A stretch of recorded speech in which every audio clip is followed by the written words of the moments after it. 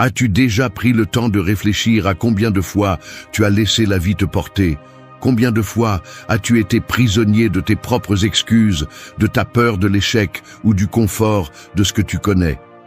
Nous vivons à une époque où, bien que le monde nous demande de prendre le contrôle de nos vies, nous restons coincés dans un cycle de paralysie mentale, émotionnelle et physique.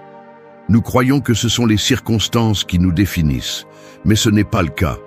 La réalité est que c'est nous qui décidons comment réagir face à elles. La philosophie stoïcienne nous enseigne que la véritable liberté n'arrive que lorsque nous sommes capables d'assumer l'entière responsabilité de notre vie. Elle nous met au défi d'arrêter de blâmer les autres, les situations ou le destin, et de prendre les rênes avec une détermination totale. Il est temps d'arrêter d'attendre que les choses changent par magie. Il est temps d'arrêter de chercher des excuses pour ne pas avancer. Ce n'est pas un chemin facile, mais c'est le seul qui te mènera à une vie authentique, libre et puissante. Cette vidéo est conçue pour t'aider à te libérer des chaînes invisibles qui te retiennent, pour que tu laisses derrière toi ce qui te limite et que tu affrontes le monde avec une nouvelle mentalité, une mentalité stoïcienne. Ici, tu apprendras comment brûler la carte des excuses, marcher avec un but au milieu de l'incertitude et briser le silence de ta paralysie. Parce que ce qui te bloque ne sont pas les circonstances, ce qui te bloque, c'est toi-même. Il est temps d'arrêter de vivre en mode automatique et de commencer à agir de manière consciente. Il est temps de transformer ta vie de l'intérieur vers l'extérieur, avec la philosophie stoïcienne comme guide le plus clair et le plus percutant. Tu es sur le point de faire le premier pas vers une version de toi-même plus forte, plus sage et plus libre. 1. Brûle la carte des excuses. Imagine que tes excuses sont un vieux parchemin couvert de poussière, une carte froissée qui t'a promis des routes faciles vers le confort. Chaque fois que tu la déplies, tu trouves des sentiers dessinés qui te murmurent des mots doux. Tu ne peux pas, c'est trop difficile, demain peut-être. Ce parchemin te trahit. Il t'a gardé enfermé au même endroit, nourrissant ton immobilisme et ta peur. Aujourd'hui, il est temps de lui mettre le feu. Quand tu décides de brûler cette carte, il ne s'agit pas d'un acte symbolique léger. C'est une déclaration de guerre à tout ce qui te retient. Tes pensées paresseuses, ces voix internes qui se complaisent dans le doute et le conformisme, perdent leur force quand tu reconnais qu'elles n'ont plus leur place. La philosophie stoïcienne nous enseigne que notre plus grande chaîne est mentale. Tenir des justifications est comme porter un sac à dos plein de pierres. Chaque « mais » que tu prononces ajoute du poids et réduit ta capacité à avancer. La leçon ici est brutalement claire. Assume l'entière responsabilité de ta vie. Il n'y a pas de place pour pointer du doigt les circonstances extérieures ou le comportement des autres. Si quelque chose ne fonctionne pas, la question n'est pas « pourquoi moi ?», c'est « qu'est-ce que je fais pour perpétuer ce problème ?» Lâcher la carte des excuses n'implique pas d'ignorer les difficultés réelles, mais de reconnaître que le seul vrai contrôle réside dans ta réaction. C'est la base du stoïcisme. Tu ne contrôles pas le vent, mais tu ajustes les voiles. Pratiquer ce principe au quotidien signifie affronter l'inconfort sans reculer. Si ton projet avance à pas de tortue et que tu préfères Netflix, demande-toi si cette distraction est ton allié ou ton bourreau. Quand tu te livres à la répétition de la même phrase défaitiste « je n'ai pas le temps », démonte cet argument, divise tes heures, priorise et fais en sorte que chaque minute compte. N'accepte pas de demi-vérité. « Je travaille beaucoup » n'est pas une excuse. C'est une condition qui exige de la discipline. L'agressivité à ce stade n'est pas une crise de colère, mais une ferme conviction que tu mérites plus. Ta vie exige d'agir avec force. Si une habitude te nuit, manger compulsivement, procrastiner, te plaindre sans chercher de solution, prends conscience de ce schéma et expulse-le. Comme un chirurgien qui élimine un tissu malade, tu dois extirper les excuses pour que l'énergie positive puisse circuler. Ne laisse pas ton esprit devenir un chat de réclamation. Transforme-le en un atelier de solutions. Chaque matin, pose-toi un petit défi mais stimulant. Présente-toi avec un objectif concret et sans mais. Aujourd'hui, je vais écrire ce rapport sans me distraire, ou je vais organiser mon espace de travail avant de regarder mon téléphone. Si tu échoues, rappelle-toi-le durement et relève-toi immédiatement. L'autocompassion ne fait qu'étendre la prison de tes excuses. Le stoïcisme propose que l'erreur fait partie du processus, mais rester à se lamenter, c'est la perpétuer. En brûlant la carte des excuses, tu crées un espace blanc pour tracer ton propre chemin, un chemin fondé sur l'action constante et la conviction que tu es responsable de chaque pas. N'attends pas la permission, ne cherche pas de justification. La vraie liberté ne s'obtient que lorsque tu cesses de te réfugier derrière des arguments faibles. Cette première étape est la plus crue et la plus puissante. Elle exige du courage, admet ton rôle dans l'impasse et te pousse à reprendre le contrôle. À la fin, tu découvriras que sans ce vieux parchemin usé et déchiré, il n'y a plus de route tracée qui te mène à l'échec. Il ne reste que le terrain ouvert, prêt pour que tu le conquières, sans excuse, avec détermination et l'esprit stoïcien bien haut. Marche même si le chemin n'est pas clair. Marcher dans le brouillard est l'un des actes les plus courageux que tu peux faire. Quand le paysage est couvert, quand il n'y a pas de signes, ni de raccourcis, ni de chemin balisé, tout en toi veut rester immobile. Ton esprit cherche des certitudes, des directions claires, des garanties de succès. Mais la vie n'offre pas cela. Le brouillard représente cette partie de l'existence où tu ne sais pas quoi faire, tu ne sais pas comment les choses vont se passer, tu ne sais pas si tu vas dans la bonne direction. Et pourtant, il y a quelque chose que le stoïcisme crie avec force à ce moment-là. Continue d'avancer. Parce que si tu t'arrêtes pour attendre que le brouillard se dissipe complètement, tu peux rester immobile toute ta vie. La clarté n'arrive pas avant l'action, elle arrive après. Le mouvement génère la direction. Chaque pas que tu fais, aussi petit soit-il, dégage un peu plus le chemin. Il ne s'agit pas de savoir exactement où tu vas, mais de marcher avec intention, de ne pas te trahir en restant immobile par peur. La peur n'est pas un signal d'arrêt, c'est un signal que tu franchis le seuil vers l'inconnu et c'est précisément ce dont tu as besoin. Les stoïciens comprenaient que la vie est faite d'incertitudes. Épictète disait que nous ne devrions pas nous inquiéter de ce que nous ne pouvons pas contrôler, mais de la façon dont nous y répondons. Tu ne peux pas contrôler si tout se passera bien, mais tu peux choisir d'agir quand même. Au lieu de construire des châteaux d'anxiété dans ton esprit, tu peux te concentrer sur le prochain pas. Juste un, puis un autre. Tu n'as pas besoin d'avoir la carte entière pour te déplacer. Tu as juste besoin de la décision d'avancer sans dépendre de la certitude absolue. Beaucoup sont paralysés en attendant le moment parfait. Ils attendent d'avoir tout sous contrôle, toutes les réponses, la motivation suffisante, la validation externe. Mais ce moment n'existe pas.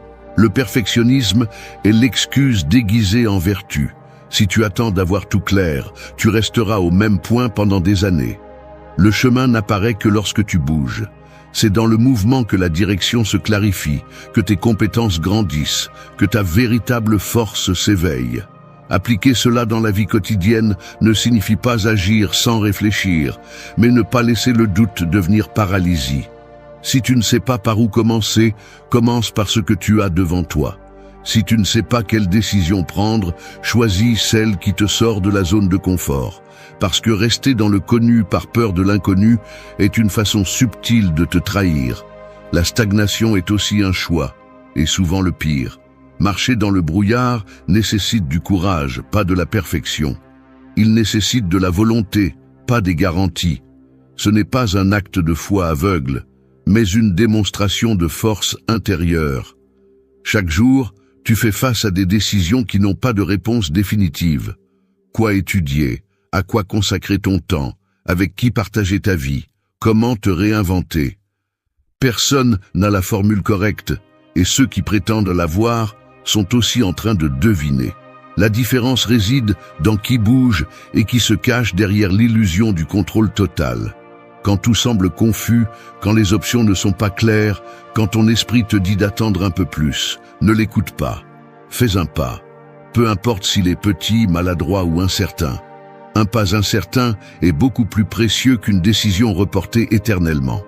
La clarté que tu désires tant n'apparaît que lorsque tu te prouves à toi-même que tu peux avancer, même lorsque tu ne vois pas au-delà de quelques mètres. Le stoïcisme n'est pas une philosophie d'attente, c'est une philosophie d'action. Parce que le temps passe de toute façon, que tu bouges ou non. La différence est que, si tu marches, même dans l'obscurité, tu commences à forger une vie différente. Une vie qui ne dépend pas de tout être parfaitement aligné, mais de ta capacité à avancer au milieu du chaos, du bruit et de la confusion. Marche, même si tu ne vois pas la fin, même si tu ne sais pas ce qui viendra. Parce que l'important n'est pas de savoir où tu vas, mais d'avoir le courage de ne pas rester où tu es. 3. Brise le silence de ta paralysie. Imagine que tu es coincé dans une pièce sans porte, sans fenêtre, sans sortie visible. Mais ce n'est pas une vraie prison, c'est une prison faite de tes pensées, de tes doutes, de tes peurs, de tout ce que tu t'es. L'air devient lourd, le temps s'arrête, et plus tu attends, plus il devient difficile de bouger. C'est ça, la paralysie. Ce n'est pas un manque de capacité, c'est un excès de pensées non résolues, d'émotions refoulées, de vérités non dites. Et tout commence dans le silence. Dans ce silence où tu te répètes encore et encore la même chose, je ne sais pas quoi faire, je ne veux pas échouer, peut-être que je ne suis pas assez. Ce silence est confortable au début, mais il devient un piège mortel si tu ne le brises pas. Briser ce silence ne signifie pas crier ou chercher de l'attention. Cela signifie avoir le courage de parler à toi-même avec une brutalité honnête, de mettre en mots ce qui te bloque, d'arrêter de prétendre que tout va bien quand ce n'est pas le cas. Le stoïcisme ne propose pas de cacher la douleur, il propose de l'affronter. Il ne te demande pas de faire le fort, il te demande d'être courageux, de ne pas te cacher derrière des phrases vides ou de faux sourires. Parce que plus tu restes silencieux envers toi-même, plus la racine du problème devient profonde. Il y a des moments où ne pas avancer fait plus mal que d'échouer. Et pourtant, beaucoup de personnes préfèrent rester immobiles, se justifiant par le « ce n'est pas encore le moment », alors que la vérité est qu'elles ne veulent pas regarder en elles-mêmes. Mais la vie ne se transforme pas depuis le confort. La transformation commence quand tu brises ce silence interne qui te maintient gelé. Quand tu dis enfin ce que tu n'osais pas dire. Quand tu reconnais ce que tu as évité pendant des semaines, des mois ou même des années. C'est le véritable premier pas vers tout changement réel. Parler à toi-même n'est pas une faiblesse, c'est une force. C'est te regarder en face et admettre tes peurs, tes erreurs, tes désirs les plus profonds. C'est te donner la permission de ressentir ce que tu ressens sans le déguiser. Parce que plus tu le nies, plus tu lui donnes de pouvoir. Le stoïcisme enseigne que l'émotion n'est pas l'ennemi, mais que le manque de maîtrise l'est. Et tu ne peux pas maîtriser ce que tu ne te permets même pas de reconnaître. Dans la vie quotidienne, briser le silence de ta paralysie signifie oser agir sans avoir tout résolu. Cela signifie arrêter de te cacher derrière le téléphone, le travail, les réseaux sociaux, le bruit extérieur. Cela signifie prendre 10 minutes par jour pour te demander sincèrement « Qu'est-ce que j'évite d'affronter ? De quoi ai-je peur et pourquoi je continue à le repousser ?» Tu n'as pas besoin d'avoir toutes les réponses. Tu as besoin de la volonté d'affronter les questions. Peut-être que tu te sens coincé depuis un certain temps, coincé dans une routine qui ne te satisfait pas, dans une relation qui ne te nourrit pas, dans un environnement qui t'éteint. Mais tu ne fais rien. Non pas parce que tu ne peux pas, mais parce que le silence est plus facile que le conflit. Parce que parler clairement peut déranger les autres, mais surtout, cela te dérange toi. Cela te force à regarder ce que tu ne veux pas voir. Cela te force à arrêter de te mentir à toi-même. Et ce moment, bien qu'inconfortable, est celui qui initie tout changement profond. Le silence interne qui n'est pas brisé devient un mur. Un mur que tu construis toi-même chaque fois que tu choisis de ne pas faire, de ne pas dire, de ne pas agir. Et ce mur devient si haut qu'à un moment donné, tu ne vois plus ce qu'il y a de l'autre côté. C'est pourquoi chaque parole honnête que tu te dis est une brique en moins. Chaque décision prise avec courage est une brèche qui s'ouvre. Tu n'as pas à démolir le mur d'un seul coup, tu as juste à oser faire une fissure. Briser le silence de ta paralysie n'est pas un choix confortable, mais c'est le plus nécessaire, parce que tant que tu ne parles pas à toi-même avec vérité, tu resteras coincé au même endroit. La liberté commence quand tu décides d'arrêter de te taire l'essentiel, quand tu te confrontes sans masque et que tu agis sans attendre que les conditions soient idéales. Parle à toi-même comme si ta vie en dépendait, parce qu'elle en dépend. 4. Efface le « je ne peux pas » de ton vocabulaire interne. Pense à ton esprit comme à un champ fertile, capable de donner vie à tout ce que tu y sèmes. Maintenant, imagine que, au lieu de planter des graines de force, de volonté et de décision, tu as semé un seul mot empoisonné, « je ne peux pas ». Au début, il semble inoffensif, comme une simple façon d'exprimer tes limites. Mais avec le temps, ce mot se transforme en une mauvaise herbe qui s'étend sur tout le terrain, étouffant chaque tentative de croissance, flétrissant tes idées, tes plans, tes rêves. Tu le répètes tellement de fois qu'il finit par sembler vrai, alors qu'en réalité, c'est juste une programmation que tu as installée toi-même. Une programmation que tu peux effacer. Le « je ne peux pas » ne vient pas de l'incapacité réelle, il vient de la peur, de l'habitude, de la voix intérieure que tu as appris à écouter sans questionner. C'est la phrase préférée de l'esprit confortable, de celui qui évite l'effort, de l'ego qui craint d'échouer. Mais le stoïcisme ne laisse pas de place à ce langage. Pour les stoïciens, ce qui compte n'est pas de savoir si tu peux tout faire, mais si tu es prêt à faire ce qui te revient, ce qui dépend de toi. Il ne s'agit pas de nier tes limites, il s'agit de cesser de te rendre à elles sans avoir lutté. Et cela commence par le langage que tu utilises, surtout celui que tu utilises avec toi-même. Chaque fois que tu dis « je ne peux pas », tu envoies un ordre à ton système nerveux. Tu affirmes une limite que tu n'as probablement même pas testée. C'est comme vivre à l'intérieur d'une cage dont la porte a toujours été ouverte, mais tu ne t'approches même pas pour le vérifier. Le langage façonne la réalité, et si tu répètes un mensonge assez longtemps, ton corps et ton esprit commencent à agir comme si c'était vrai. Le stoïcisme t'appelle à avoir le contrôle sur toi-même, et ce contrôle commence par les mots que tu choisis chaque jour. Effacer le « je ne peux pas » signifie le remplacer par des affirmations qui te poussent au lieu de te freiner. Il ne s'agit pas d'utiliser des phrases vides d'auto-assistance. Il s'agit de te parler comme une personne qui se respecte. Dire « je vais essayer, je vais chercher une façon, je vais m'améliorer » change déjà l'énergie avec laquelle tu affrontes les choses. Parce que si tu ne crois pas en toi, qui le fera? Si tu ne te donnes pas l'opportunité, personne ne te la donnera. Le monde ne s'arrête pas pour ton insécurité, alors tu as besoin de t'entraîner pour avancer même si tout tremble à l'intérieur. Dans la vie quotidienne, cela implique de petits actes de résistance face à ton ancienne façon de penser. Si tu te découvres en train d'éviter une situation avec un « je ne peux pas », arrête-toi, questionne-le, écris-le. Demande-toi si c'est une barrière réelle ou une excuse déguisée. Demande-toi si tu as déjà essayé avec toute ton énergie, ou si tu as simplement fait un effort superficiel en espérant confirmer ta propre croyance limitante. Changer ton langage interne n'est pas un exercice esthétique, c'est un outil de transformation profonde. Il se peut que dans le passé, tu aies échoué, que tu n'aies pas su comment agir, que d'autres t'aient convaincu que tu n'étais pas capable. Mais chaque jour, tu as la possibilité de réécrire ton récit. Personne ne naît avec la mentalité stoïcienne. Elle se construit, elle s'entraîne, elle se choisit. Et cela commence par quelque chose d'aussi simple et puissant que d'arrêter de dire « je ne peux pas » et de commencer à dire « je vais le faire », même si ce n'est pas facile, même si je ne suis pas prêt, même si je me trompe en cours de route. Supprimer le « je ne peux pas » ne signifie pas que tu vas toujours tout réussir. Cela signifie que tu arrêteras de te saboter avant même d'essayer. Cela signifie que tu te donnes l'opportunité de découvrir de quoi tu es réellement fait. Cela signifie que tu commences à vivre avec le courage de celui qui sait que le plus grand obstacle n'a jamais été à l'extérieur, mais à l'intérieur.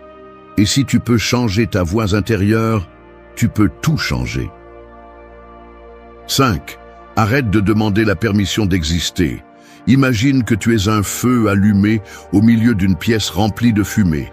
Ta lumière est là, ta chaleur est là, mais toute cette fumée représente les opinions, les critiques, les attentes des autres, tout ce qu'on t'a dit que tu devrais être ou ne pas être. Chaque fois que tu demandes la permission de bouger, de parler, de rêver, de te montrer tel que tu es, cette fumée devient plus dense, et toi, tu deviens plus petit.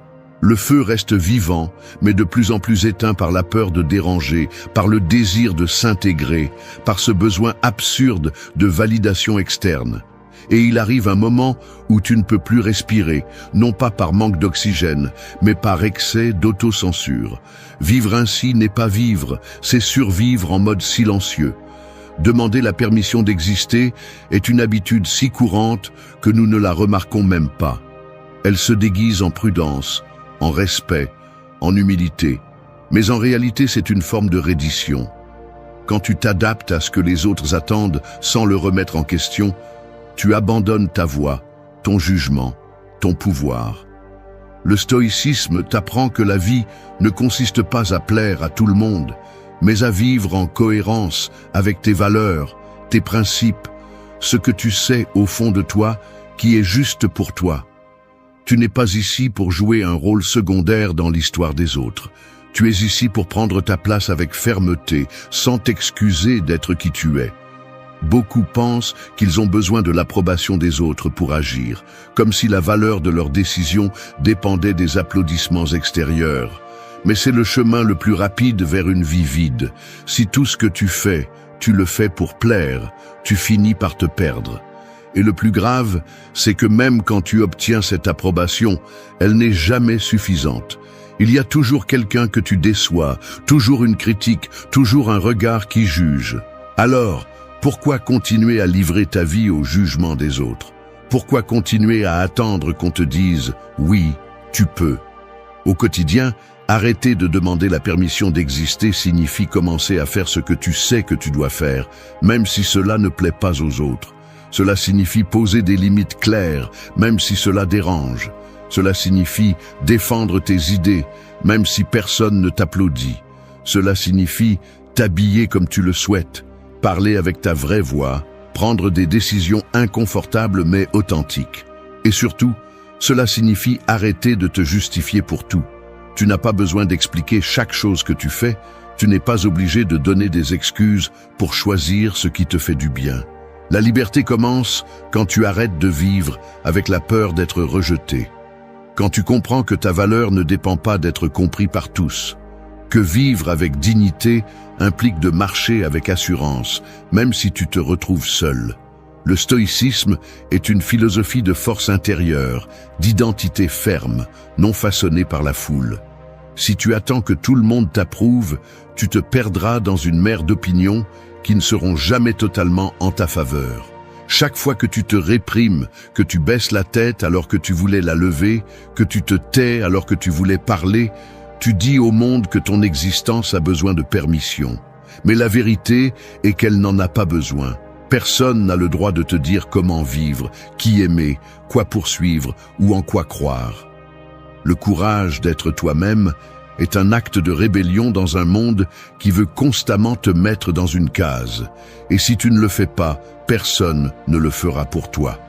Arrêter de demander la permission d'exister n'est pas de l'arrogance, c'est de la responsabilité. C'est reconnaître que ta vie est à toi, que tes décisions t'appartiennent, que ton chemin n'a pas besoin d'être compris par tous pour être valable. C'est regarder le monde dans les yeux et dire « Je suis ici, non pas pour ton approbation, mais parce que j'ai le droit et la force d'être qui je suis. » Et cela, plus que n'importe quel applaudissement, est ce qui te libère vraiment. 6. Prends les rênes et arrête de pointer du doigt. Imagine que tu es dans une charrette qui avance à coups de butoir sur une route pavée.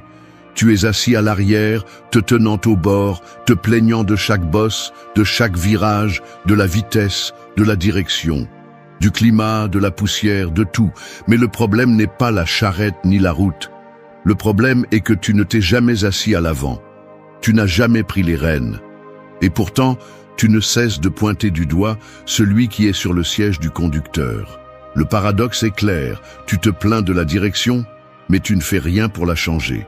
Et te voilà, année après année, blâmant tes parents, ton pays, ton patron, la malchance, le passé, le système. Il est confortable de blâmer, mais ce confort a un prix très élevé, ton pouvoir personnel. Chaque fois que tu pointes vers l'extérieur, tu te déshabilles de responsabilité. Tu crées une narration où tu es la victime, où tout ce qui se passe est hors de ton contrôle. Le stoïcisme brise cette fantaisie avec une brutalité honnête. Il te rappelle que ce qui n'est pas entre tes mains ne doit pas te contrôler, et que ce que tu peux contrôler est précisément là où tu dois te concentrer. Personne ne vient te sauver. Personne ne viendra vivre ta vie à ta place. Et plus tu passes de temps à accuser, moins tu auras d'énergie pour agir. Prendre le contrôle ne signifie pas que tout ira bien ou que tu auras toujours des réponses.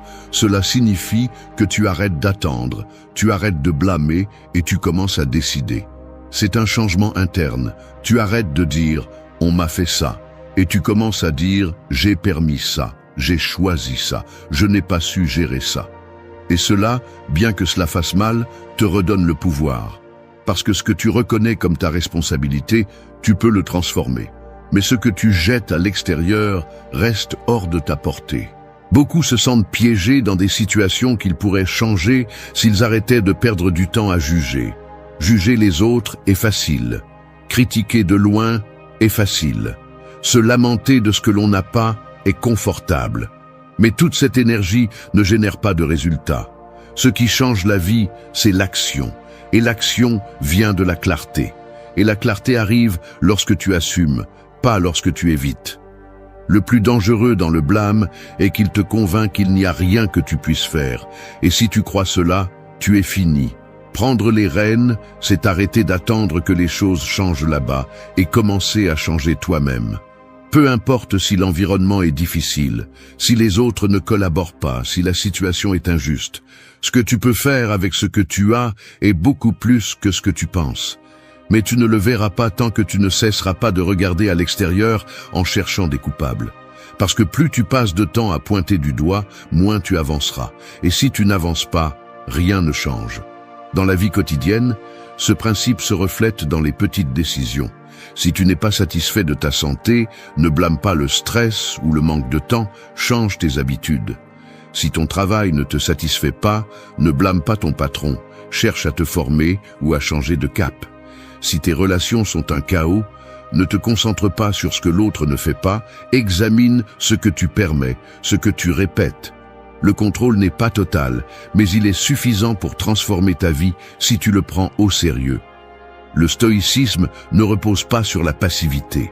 Il repose sur l'action consciente, sur le fait de ne pas perdre d'énergie émotionnelle dans ce qui ne dépend pas de toi, sur le fait de ne pas donner ton pouvoir à des personnes ou à des événements qui ne le méritent pas. Prendre les rênes, c'est revenir au centre, au seul endroit où tu peux construire quelque chose de réel. Et c'est une décision quotidienne, pas un moment magique. Chaque jour, tu choisis, tu te plains ou tu agis, tu blâmes ou tu corriges, tu pointes du doigt ou tu diriges. Arrêter de pointer du doigt, c'est arrêter de te cacher. Parce que chaque fois que tu pointes un doigt vers l'extérieur, il y en a 3 qui pointent vers toi. Non pas pour te punir, mais pour te rappeler que la solution est là, en toi, dans tes décisions, dans tes réponses, dans ta volonté. Ce n'est que lorsque tu comprends cela, lorsque tu arrêtes de fuir toi-même, que tu peux vraiment commencer à changer. Et c'est là, dans cet instant brut et honnête, que commence ta liberté. 7. Démolir la prison de votre propre récit. Il y a ceux qui vivent dans une histoire qu'ils ont eux-mêmes écrite, une histoire qu'ils répètent comme un scénario appris dont ils ne peuvent plus sortir. C'est comme marcher dans les couloirs d'un vieux manoir construit avec des souvenirs déformés, des croyances héritées et des blessures non résolues. Chaque pièce a une pancarte clouée avec des phrases comme « J'échoue toujours »,« Personne ne me comprend »,« Je ne suis pas assez ». Il n'y a pas de verrou ni de mur réel, mais il y a une force invisible qui retient, le récit que tu te racontes tous les jours. Ce récit a une forme, un poids, une odeur. Il est confortable, familier. Et c'est pourquoi il est si difficile de l'abandonner. Mais si tu ne le détruis pas, tu ne pourras pas construire quelque chose de nouveau. Le récit personnel est une construction puissante. Ce que tu dis de toi, ce que tu crois de ton passé, de tes capacités, de ton destin, devient la structure à partir de laquelle tu interprètes tout. Si ton histoire est écrite depuis la défaite, tout succès sera suspect. Si elle est écrite depuis le rejet, toute affection semblera temporaire. Si elle est écrite depuis la victime, tout défi semblera une injustice. Le problème n'est pas ce qui s'est passé, mais la version que tu as conservée de cela. Et si cette version t'enferme, alors tu dois la démolir, sans excuse ni attachement. Le stoïcisme ne nie pas la douleur, ni n'ignore le passé. Ce qu'il fait, c'est le mettre à sa place. Tu n'es pas ce qui t'est arrivé. Tu n'es pas ce que quelqu'un t'a dit. Tu n'es pas le résultat des erreurs des autres. Tu es ce que tu choisis de faire avec cela. Tu es l'architecte de l'interprétation que tu décides de soutenir. Et si cette interprétation te limite, si elle te remplit de peur ou d'auto-apitoiement, alors tu dois la lâcher comme celui qui lâche une pierre qu'il a portée trop longtemps sans s'en rendre compte. Tu ne peux pas avancer si tu portes le poids d'une histoire qui ne te représente pas. Rompre avec ton vieux récit ne signifie pas tout oublier, cela signifie réécrire à partir de la vérité. À partir de ce que tu as appris, de ce que tu comprends maintenant, de la force que tu as, mais que tu as enterrée sous des couches d'autodéfinition toxique. Parfois, la seule raison pour laquelle tu ne changes pas est que tu ne te donnes pas la permission d'être quelqu'un d'autre que celui que tu étais. Parce que tu t'es tellement identifié à ton histoire que tu ne sais pas qui tu es sans elle. Mais c'est là que commence la liberté, quand tu décides d'être auteur plutôt que répétiteur. Au quotidien, cela signifie arrêter de dire des phrases qui te limitent. Des phrases comme « j'ai toujours été comme ça »,« je ne suis pas fait pour ça »,« je suis très insécurisé ». Ces mots sont de la boue qui renforce les murs de ta prison. Changer le récit implique de te parler d'un autre endroit. Dire « j'apprends », cela me met au défi, mais je peux y faire face. Je peux construire quelque chose de différent. Ce n'est pas de l'auto-tromperie, c'est une décision. Parce que si tu attends que le monde te sorte de ton histoire, tu continueras à la répéter jusqu'à la fin. Beaucoup ont peur d'abandonner leur vieux récit parce qu'il contient des justifications, des excuses qui donnent un sens à la stagnation. Si tu te définis comme quelqu'un qui a été blessé, alors tu peux justifier de ne pas faire confiance. Si tu te définis comme quelqu'un qui échoue toujours, alors tu ne prends pas de risque. Mais tout cela a un coût. Et ce coût est ton évolution. Le récit confortable est la plus grande prison que tu peux habiter. Seul toi a la clé pour sortir. Le démolir fait mal. Il faut t'observer avec crudité, remettre en question ce que tu as toujours pris pour acquis, détruire des parties de toi qui ne te servent plus. Mais c'est aussi l'acte le plus puissant que tu peux faire pour toi-même. Parce qu'en dehors de cette prison, il n'y a pas de garantie, mais il y a des possibilités. Il y a de l'espace, il y a de l'air, et surtout, il y a la vérité. Ne continue pas à vivre dans un récit qui ne ressemble plus à ce que tu peux devenir. Lâche-le, change-le, démolis-le, et commence à en écrire un nouveau où tu n'es pas prisonnier, mais protagoniste. 8. Sors des endroits où ton âme s'éteint. Il y a des espaces qui n'ont pas de chaînes ni de barreaux, mais qui t'éteignent quand même de l'intérieur. Ils sont comme des pièces sans fenêtre, où l'air est dense, la lumière artificielle et le silence inconfortable. Des endroits où quelque chose en toi commence à mourir lentement. La motivation, la joie, la créativité, l'espoir. Ce n'est pas toujours un lieu physique. Parfois, c'est une relation, une routine, une habitude, un environnement où tu dois constamment cacher des parties de toi, où tu fais semblant d'aller bien, où tu te contentes parce que il n'y a pas d'autre option. Mais il y en a une. Il y en a toujours une. L'âme ne crie pas, mais elle chuchote. Et quand elle s'éteint, tu le sais. Tu le sens dans la lourdeur avec laquelle tu te lèves, dans l'anxiété que tu ne comprends pas, dans la déconnexion que tu traînes chaque jour. Le stoïcisme ne te demande pas de te résigner. Il te demande d'agir avec vertu, avec courage, et parfois, cela signifie partir, t'éloigner, fermer des cycles, laisser derrière toi ce qui, bien que familier, te limite. Parce que tu ne peux pas fleurir en terre stérile, tu ne peux pas grandir si tout autour de toi te demande de te réduire. Partir n'est pas fuir, c'est te choisir. C'est écouter ce que tu ressens sans filtre et le respecter.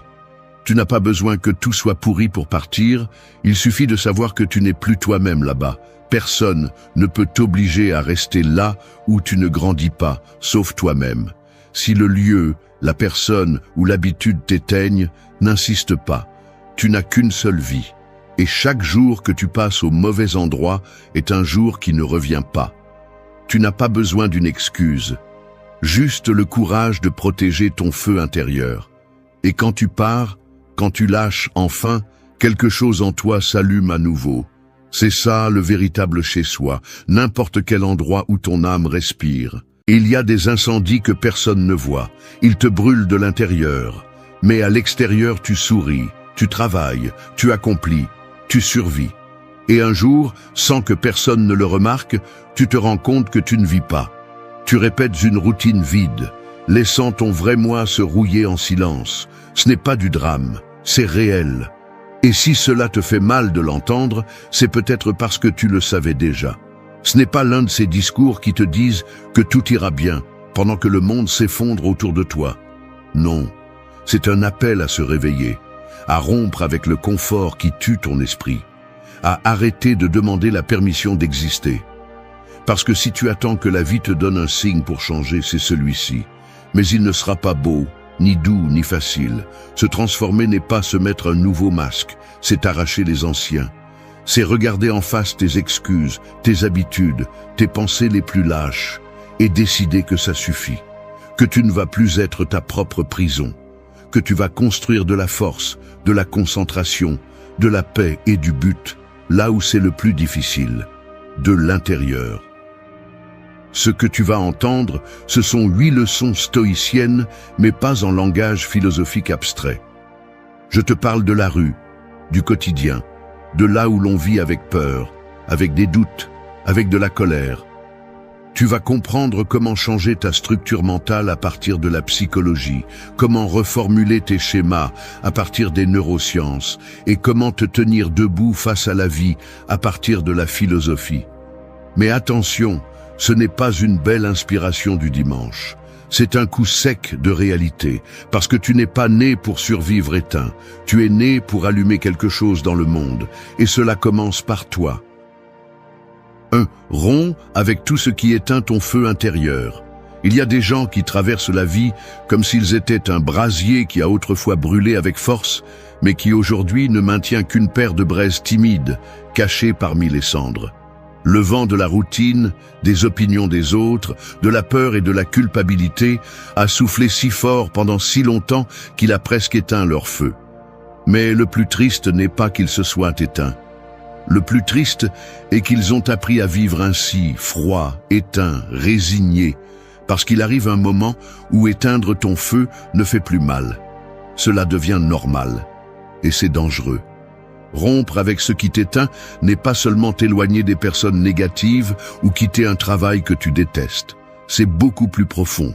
C'est prendre une décision inconfortable et violente. Revenir à toi. Revenir à ce qui brûle à l'intérieur, à ce qui donne du sens, à ce qui te fait te sentir vivant même si personne d'autre ne le comprend. Et pour cela, tu as besoin de courage. Parce que parfois, ce qui t'éteint le plus n'est pas l'environnement, c'est toi-même, avec tes excuses, tes attachements, ta peur de déranger ou d'échouer. C'est pourquoi le stoïcisme ne te dit pas d'attendre que le monde change. Il te dit d'être toi qui choisis de brûler, même s'il fait froid dehors.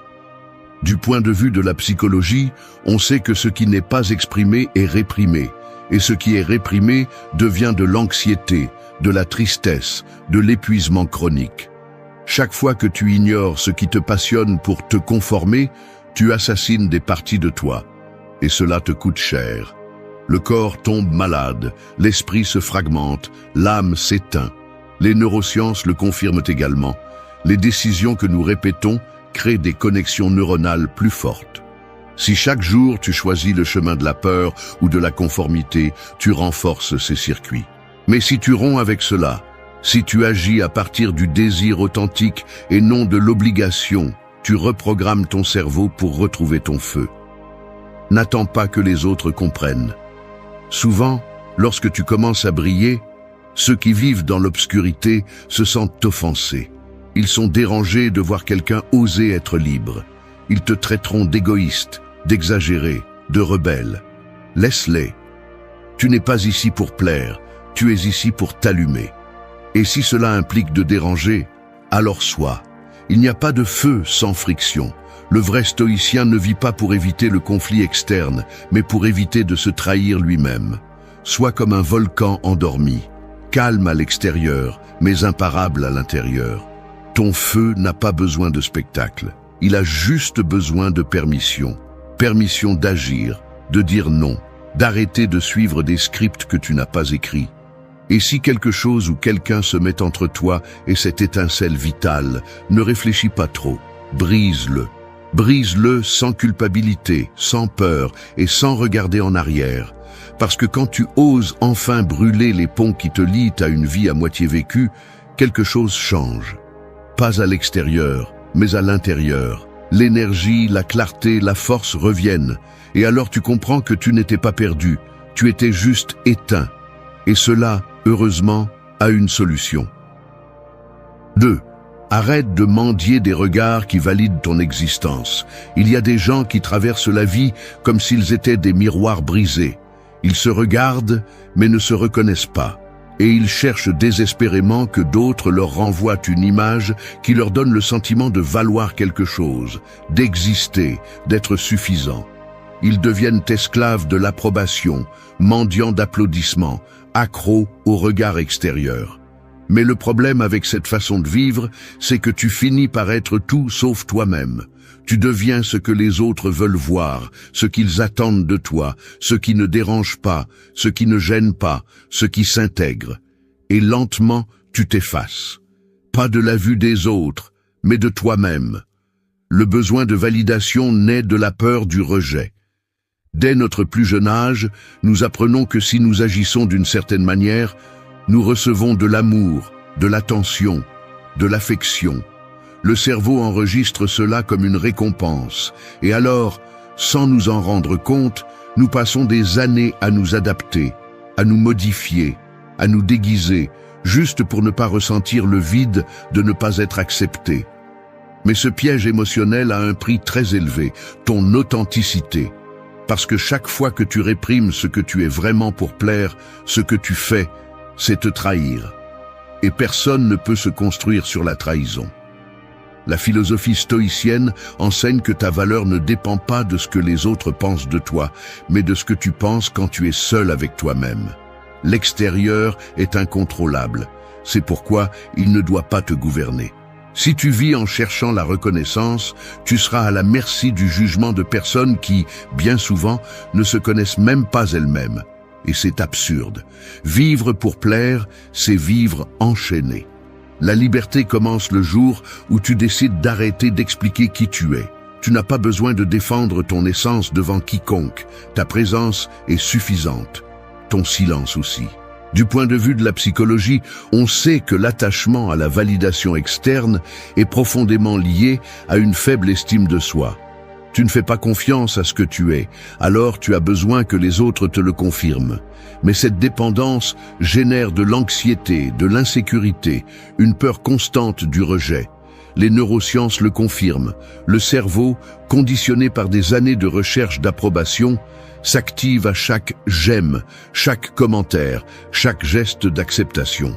Il devient un système de récompense fragile et superficiel, et plus tu le nourris, plus tu te sens vide quand il n'arrive pas. C'est pourquoi il faut rompre cette dynamique. Pas avec haine ou colère, mais avec fermeté. Il est temps de revenir à toi, de te définir de l'intérieur, de faire les choses parce que tu y crois, pas parce que quelqu'un d'autre les approuve. Fais silence, regarde-toi sans filtre, demande-toi qui tu es quand personne ne regarde. Et construis à partir de là. Les regards des autres ne te définissent pas. Les applaudissements ne sont pas une vraie nourriture. La seule validation qui compte est celle qui vient du respect de soi. Et cela se gagne en étant fidèle à tes principes, pas en cherchant à plaire à tout le monde. Les stoïciens n'étaient pas froids ni insensibles, ils étaient libres. Ils ne demandaient pas la permission d'être eux-mêmes. Ils savaient que celui qui se respecte dérange. Et c'est bien ainsi. Tu n'es pas ici pour être un produit bien vu. Tu es ici pour être une présence qui ne se plie pas. Alors, lève la tête. Arrête d'expliquer tes décisions. Arrête de t'excuser d'exister. Tu n'as pas besoin de regarder autour de toi pour savoir que tu as de la valeur. Tu as juste besoin de regarder en toi et de te le rappeler. Parce que le jour où tu arrêteras de mendier de l'amour, du respect ou de l'attention, tu commenceras à vivre avec pouvoir. Et il n'y a rien de plus attirant, de plus réel, de plus fort que quelqu'un qui n'a pas besoin d'être vu pour savoir qu'il brille. 3. Entre dans le silence et fais de toi ta meilleure compagnie. Le bruit ne vient pas toujours de l'extérieur. Parfois, il est interne, constant, invisible. C'est ce murmure qui te rappelle tes erreurs, qui te fait douter de tout, qui te maintient coincé entre le passé et ce qui pourrait mal tourner demain. Et au milieu de ce tumulte mental, beaucoup fuient. Ils se remplissent d'écrans, de conversations vides, de plans sans sens, juste pour ne pas rester seuls avec eux-mêmes. Parce que le silence, quand tu n'as pas appris à l'habiter, semble être une menace. Mais quand tu arrives à le traverser, il devient un sanctuaire. La transformation personnelle profonde ne commence pas par un objectif externe, mais par un espace interne. Tu ne peux pas changer ta vie si tu n'oses pas vraiment t'écouter. Le stoïcisme le savait dès le début. Celui qui ne maîtrise pas son esprit est l'esclave du monde. C'est pourquoi le silence n'est pas l'absence de bruit, c'est la présence totale de conscience. C'est le moment où tu arrêtes de prétendre, de courir, de répondre, et tu commences à observer. Et dans cet acte de t'arrêter, d'être avec toi sans distraction, commence la réalité. Du point de vue de la psychologie, le silence a été associé à des états d'introspection nécessaires à la santé émotionnelle. Ce n'est pas de l'isolement pathologique, c'est une connexion profonde. Être seul ne signifie pas être abandonné, cela signifie être ton propre foyer. Et si tu ne sais pas être avec toi, tu deviendras dépendant de quiconque te donne une miette de compagnie. Ce vide ne se comble pas avec quelqu'un d'autre. Il se comble en l'affrontant, sans masque ni bruit. Juste toi, avec ce que tu penses, avec ce que tu ressens, avec ce que tu es vraiment, quand personne ne te regarde. Les neurosciences montrent que dans les moments de silence profond, le cerveau se réorganise, traite les émotions, active des réseaux qui aident à générer de la clarté et de nouvelles perspectives. Mais cela ne se produit pas si tu es coincé dans des stimuli constants. C'est pourquoi il est si difficile de s'arrêter. Parce que lorsque tu t'arrêtes, ce que tu évitais apparaît. Ta vérité apparaît. Mais cette vérité, aussi inconfortable soit-elle, est la base pour construire quelque chose de solide. Fais du silence une pratique quotidienne. Éteins tout pendant quelques minutes. Respire. Observe tes pensées sans juger. Ne cours pas pour les résoudre, regarde-les simplement. Là, à cet instant, se trouve ton pouvoir, parce que celui qui peut être en paix avec lui-même, sans besoin de fuir, est invincible. Non pas parce qu'il a tout résolu, mais parce qu'il a cessé d'avoir peur. Ne t'habitue pas à une vie pleine de bruit. Celui qui vit entouré de distractions finit par se perdre de vue. Apprends à t'écouter, apprends à t'accompagner, à faire de ton esprit un lieu habitable. Ne te traite pas comme un ennemi. Sois patient, sois ferme, sois sincère avec toi-même. C'est cela être stoïcien, non pas l'insensibilité, mais l'autogouvernement, non pas l'isolement, mais la profondeur. Et quand tu arrives à te sentir complet en ta propre présence, quelque chose change. Tu n'as plus besoin de combler des vides, tu ne te traînes plus pour attirer l'attention, tu ne tolères plus ce qui te brise, parce que tu comprends qu'en toi se trouve une source inépuisable de force. Et cette source ne s'active qu'en silence. Là où personne d'autre n'entre, où seul toi peux atteindre, c'est là que commence ta véritable renaissance. 4. Vide ton âme sur le papier avant qu'elle ne te submerge. L'esprit est comme un barrage qui accumule de l'eau. Au début, il semble stable, calme, sous contrôle. Mais avec le temps, les émotions refoulées, les pensées non exprimées, les culpabilités que tu traînes et les peurs que tu n'affrontes pas commencent à s'infiltrer par les fissures. Et si tu ne fais rien à temps, cette structure s'effondre. Pas d'un coup, mais en silence. D'abord, elle te fatigue, puis elle te brouille, ensuite elle te rend malade. Et quand enfin elle explose, il est déjà trop tard. Ce qui aurait pu sortir en mots finit par sortir en anxiété, en insomnie, en tristesse sans raison. C'est pourquoi il faut apprendre à vider, pas avec des cris ni avec de la violence, mais avec quelque chose de plus simple et de plus puissant. Écrire. Écrire n'est pas seulement un acte créatif, c'est un acte de survie. C'est libérer ce que tu ne sais pas dire à voix haute. C'est donner une forme à ce qui se sent comme un nœud dans la poitrine. Les stoïciens le savaient. Marc Aurèle, empereur de l'Empire romain et symbole du stoïcisme pratique, n'écrivait pas pour les autres, il écrivait pour lui-même. Ses pensées, réflexions, doutes et convictions, il les déversait sur le papier comme une façon d'organiser son esprit et de se gouverner lui-même. Parce que celui qui ne décharge pas son monde intérieur finit par être dominé par lui. Du point de vue de la psychologie, l'écriture a des effets thérapeutiques prouvés. En mettant tes émotions en mots, ton cerveau les traite différemment. Ce qui était auparavant une boule de confusion devient quelque chose que tu peux observer, comprendre et transformer. Il ne s'agit pas d'écrire joliment, ni que cela ait du sens pour les autres. Il s'agit de nommer ce que tu ressens. Parce que quand quelque chose a un nom, il cesse d'avoir du pouvoir sur toi. Et quand tu le vois sur le papier, ce n'est plus aussi chaotique qu'il semblait dans ta tête. La neuroscience soutient cela. Écrire active des régions du cerveau associées à la régulation émotionnelle, à la logique, à la mémoire. C'est comme donner de l'ordre au chaos. Et dans une société qui te demande d'agir, de produire, de performer sans arrêt, prendre le temps de t'asseoir pour écrire peut être un acte révolutionnaire. Ce n'est pas une perte de temps. C'est un investissement dans ta clarté, dans ta paix, dans ton pouvoir intérieur. N'attends pas d'être en crise pour écrire. Fais-le tous les jours, même si ce n'est que 5 minutes, sans filtre, sans te juger, sans te soucier de l'orthographe. Écris ce que tu penses, ce que tu crains, ce que tu désires et ce qui te fait mal. Et si tu ne sais pas quoi dire, commence par la phrase la plus honnête que tu as. Tu ne sais peut-être pas tout, mais tu sais comment tu te sens. Et cela suffit. Parce qu'en le lâchant sur le papier, tu te libères. Pas du problème, mais du poids que représente le fait de le porter sans en parler. Il ne s'agit pas d'être poète, il s'agit d'être sincère. De te donner un espace où tu n'as pas à prétendre, de te confronter à toi-même sans distraction, parce que seul celui qui se regarde en face peut commencer à se transformer.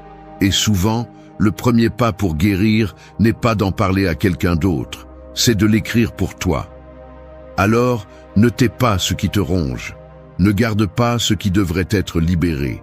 Utilise le papier comme refuge, comme miroir, comme champ de bataille. Parce que quand tu écris avec l'âme, quelque chose en toi se met en place.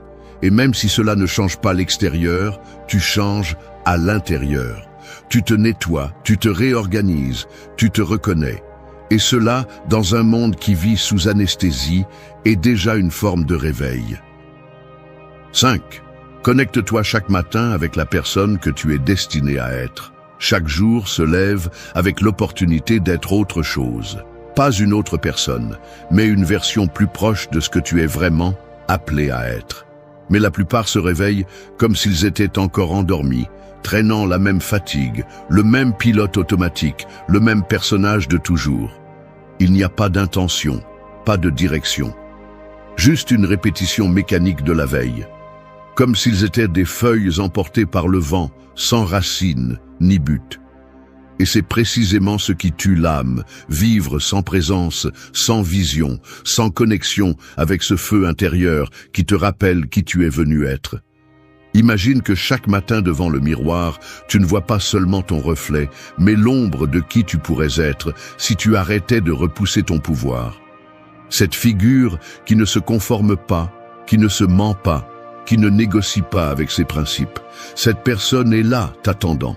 Ce n'est pas un idéal lointain, ce n'est pas quelqu'un de parfait, c'est toi-même, plus concentré, plus éveillé, plus engagé. Et la seule façon de te rapprocher d'elle est avec discipline, avec conscience, avec un rituel qui te reconnecte à ton but chaque fois que tu ouvres les yeux. Les stoïciens comprenaient cela avec une clarté brutale. Ils ne se levaient pas pour laisser le jour les emporter, ils se levaient pour l'affronter avec intention. Marc Aurèle écrivait le matin pour se rappeler ce qui était important, ce qu'il devait résister, ce qu'il ne devait pas oublier. Parce que si tu ne décides pas comment vivre, le monde le décide pour toi. Si tu ne marques pas ta direction, tu te perds dans la confusion des autres.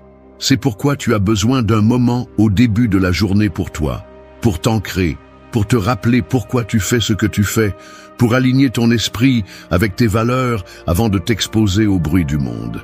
Selon la psychologie, la façon dont tu commences la journée conditionne ton état émotionnel, ton niveau d'énergie, ta capacité à prendre des décisions et même ta tolérance au stress. Le cerveau se programme avec des modèles. Si la première chose que tu fais en te réveillant est de regarder ton téléphone portable, tu n'es plus en contrôle. Tu es déjà entré dans l'urgence, la comparaison, la distraction. Mais si tu utilises ces premières minutes pour visualiser, pour écrire, pour respirer, pour remercier ou simplement pour penser à qui tu veux être aujourd'hui, tu prends le volant. Et cela fait la différence entre un jour de plus ou un jour qui te transforme. Tu n'as pas besoin d'une routine parfaite. Tu as juste besoin d'intention. Cela peut être une phrase que tu répètes, une affirmation qui te redonne de la force, une question qui te focalise. Qu'est-ce que la personne en qui je veux me transformer ferait aujourd'hui ? Il ne s'agit pas d'être quelqu'un de différent chaque jour, mais de te rapprocher de plus en plus de ton noyau, de ton essence, de ce toi qui n'a pas peur de déranger, qui n'a pas besoin d'approbation, qui agit avec fermeté, avec clarté et avec un but, parce que si tu ne le fais pas, personne ne le fera pour toi. Les neurosciences soutiennent le pouvoir de la visualisation et de la répétition. Le cerveau ne distingue pas entre ce que tu imagines avec force et ce que tu vis. Si chaque matin tu te connectes avec cette version élevée de toi, tu commences à créer de nouveaux chemins neuronaux. Tu commences à arrêter de réagir comme la personne que tu étais et à répondre comme celle que tu es en train de construire. Connecte-toi avec toi-même chaque matin, non pas comme un acte ésotérique, mais comme une stratégie mentale de haut niveau. Rappelle-toi qui tu es, ce que tu tolères, ce que tu ne permets plus, ce que tu désires et ce que tu es prêt à faire pour t'en rapprocher. Et sors dans le monde avec l'esprit clair et le cœur allumé. Parce que celui qui commence la journée connecté avec lui-même a déjà gagné la première bataille. 6. Lâche la corde de ce qui n'a jamais été entre tes mains. Imagine-toi avec une corde à la main, tirant de toutes tes forces. À l'autre bout, il n'y a pas une personne, ni un objet, ni un but, mais quelque chose qui simplement ne bouge pas. Peu importe combien tu pousses, combien tu cries, combien tu t'épuises, cela ne change pas. Et pourtant, tu continues à la tenir. La corde commence à marquer ta peau, à blesser tes doigts, à te voler ton énergie. Et tu sais, au plus profond de toi, que tu devrais la lâcher, mais tu ne le fais pas. Parce que lâcher, dans notre esprit, ressemble à perdre. Mais ce n'est pas une perte, c'est la liberté. Parce que tout ce que tu peux toucher n'est pas à toi, ni tout ce que tu peux ressentir est de ta responsabilité. Souvent, nous portons des choses qui ne nous appartiennent pas. Nous essayons de contrôler ce que les autres pensent, ce qu'ils ressentent, ce qu'ils font. Nous voulons modeler le passé, prédire l'avenir, éviter toute erreur. Nous nous blâmons pour ce qui n'a pas fonctionné, pour ce que nous n'avons pas dit, pour ce que nous n'avons pas pu sauver. Et chacun de ces fardeaux est une corde de plus. Certaines se déguisent en amour, d'autres en engagement, d'autres en devoir. Mais à la fin, toutes finissent par étouffer ce que nous avons de plus important, la paix intérieure. Le stoïcisme est brutalement clair sur ce point. Il n'y a que deux catégories de choses, celles qui dépendent de toi et celles qui ne le font pas, celles qui sont en ton pouvoir et celles qui ne l'ont jamais été. Tu ne peux pas contrôler le temps, ni le passé, ni les décisions des autres personnes. Tu ne peux pas contrôler s'ils te comprennent, s'ils t'acceptent, s'ils te rendent ce que tu as donné. Ce que tu peux contrôler, c'est ta réaction, ton attitude, ton comportement, ta discipline, ton but. Le reste est de l'air, et vivre en essayant de capturer l'air ne te laisse que fatigué et vide. Du point de vue de la psychologie, ce besoin de contrôle vient souvent de la peur. Peur de l'abandon, de l'échec, de répéter une histoire. Alors nous serrons plus fort, comme si serrer changeait quelque chose. Mais plus nous contrôlons, moins nous vivons. L'anxiété grandit, le corps se tend, l'esprit se ferme. Les neurosciences démontrent que vivre dans cet état d'hypercontrôle active constamment la réponse au stress. Et cela détruit ta clarté, ta santé, ta capacité à profiter de l'instant. Lâche, non pas comme un acte de faiblesse, mais de force. Lâche le besoin d'expliquer tout, de résoudre tout, de porter tout. Lâche l'idée que si tu essaies plus, tu vas le réparer. Il y a des batailles qui ne se gagnent pas en luttant, elles se gagnent en s'éloignant, parce qu'il y a des choses qui simplement ne sont pas faites pour toi, et cela ne signifie pas que tu as échoué. Cela signifie que tu as compris. Et quand tu comprends, tu n'insistes plus. Il ne s'agit pas de te rendre, il s'agit de libérer, de comprendre que ton énergie est limitée et que la dépenser sur ce que tu ne peux pas contrôler est une forme lente d'autodestruction. Le véritable pouvoir réside dans le fait de savoir quand insister et quand se retirer, quand parler et quand se taire, quand pousser et quand lâcher. Et cela ne s'apprend que lorsque tu es prêt à t'observer avec honnêteté. Celui qui lâche n'oublie pas, ne nie pas, ne s'efface pas. Il accepte simplement que son chemin ne peut pas dépendre de ce qu'il ne peut pas contrôler. Et à partir de là, il prend des décisions plus fermes, plus claires, plus alignées avec qui il veut être. Parce que lâcher n'est pas la fin. C'est le début d'un nouvel espace, un où tu peux enfin respirer sans la corde au cou, un où tu arrêtes de vivre pour contrôler et commences à vivre pour grandir. 7. Choisis de voir la lumière, même quand il n'y a que des ombres. Marcher dans un tunnel sombre ne signifie pas qu'il n'y a pas de sortie. Seulement que, d'où tu te trouves, tu ne peux pas encore la voir. Le problème est que beaucoup de gens restent là, au milieu de l'obscurité, convaincus que c'est leur nouvelle réalité, que la lumière était un souvenir, que ce qu'ils ont ressenti autrefois ne reviendra plus. Alors ils s'assoient, s'éteignent de l'intérieur, se résignent. Ce qu'ils ne comprennent pas, c'est que l'obscurité n'est pas l'ennemi, c'est le décor parfait pour allumer sa propre lumière. Quand il n'y a plus que des ombres, c'est là que ta clarté est le plus nécessaire. Et ce choix, bien qu'il soit difficile, est toujours entre tes mains. Le stoïcisme ne te demande pas d'ignorer la douleur ou de te tromper en disant que tout va bien. Il te demande d'être courageux, de regarder la souffrance en face et de ne pas en devenir la victime, de ne pas laisser l'obscurité extérieure détruire ton monde intérieur. Parce que tout ce qui se passe à l'extérieur est circonstanciel, mais ce que tu en fais est une question de caractère. Et le caractère ne se forge pas dans les jours faciles, mais dans les moments où personne ne viendra te sauver et où tu dois décider si tu coules ou si tu restes debout. Du point de vue de la psychologie, on sait que le biais de négativité est réel. Le cerveau humain est programmé pour détecter les menaces, pour se concentrer sur le mal, pour se souvenir plus de la douleur que du plaisir.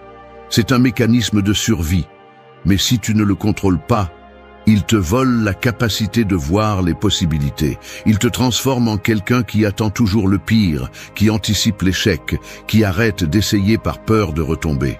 Et vivre ainsi n'est pas une protection, c'est une prison. Une prison que tu construis toi-même, avec chaque pensée défaitiste que tu décides de garder. La neuroscience le confirme. Tes pensées façonnent ta perception. Et ta perception détermine ton état émotionnel. Si tu choisis de voir seulement ce qui te manque, ce qui a mal tourné, ce qui n'a pas été accompli, tu créeras une réalité où il n'y a pas de place pour avancer.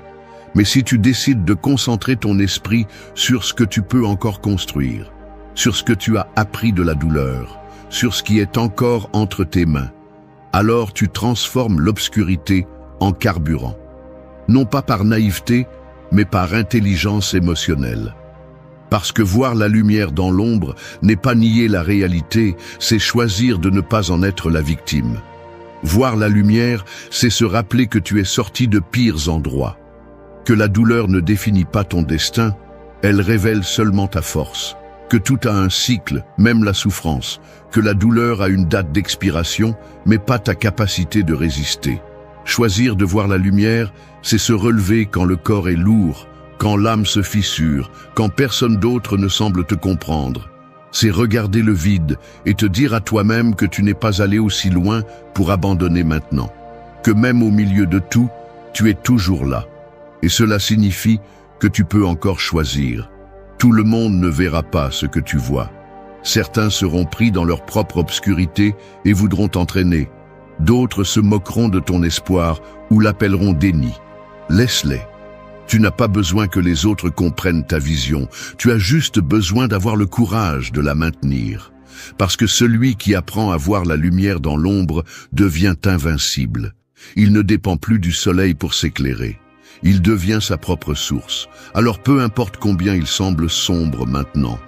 Respire, lève la tête et rappelle-toi qu'il y a quelque chose en toi qui ne peut pas s'éteindre. Parce que tant que tu continues à choisir de voir la lumière, tu continues à avancer. Et au moment le moins attendu, ce tunnel aura une sortie.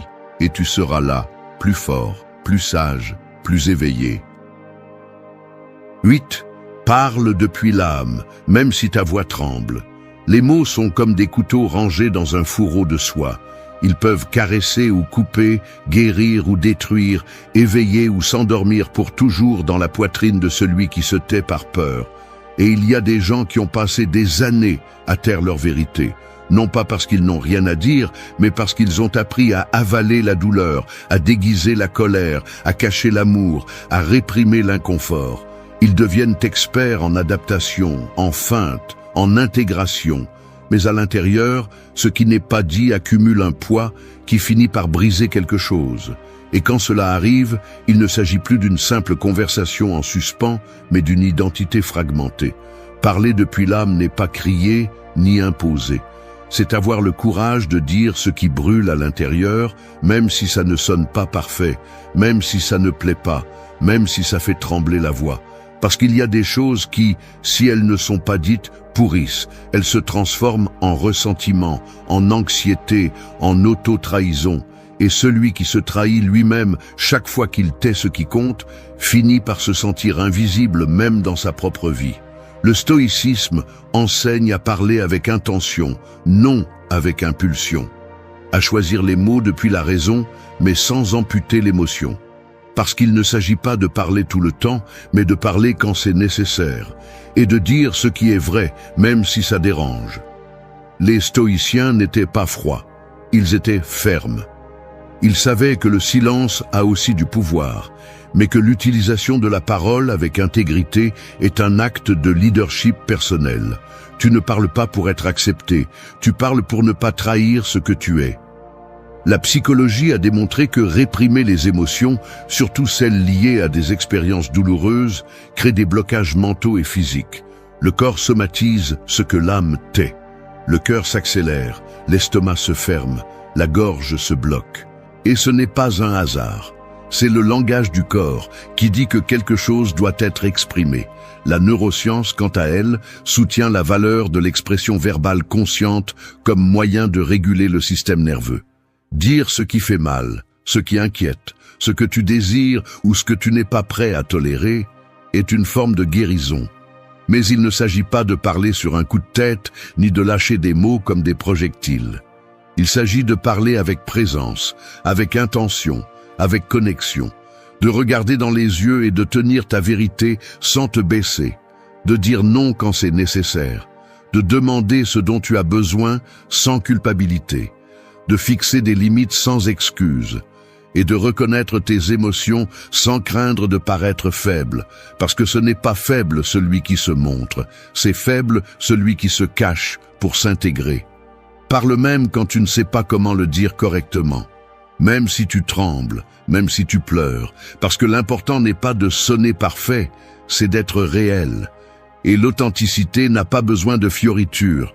Parfois, une phrase sincère, dite depuis l'âme, suffit pour tout changer. Une conversation que tu repousses peut être la clé qui ouvre une nouvelle étape dans ta vie. Et pas à cause de ce que tu reçois de l'autre, mais de ce que tu récupères de toi-même en osant parler. Choisis ta voix plutôt que la peur.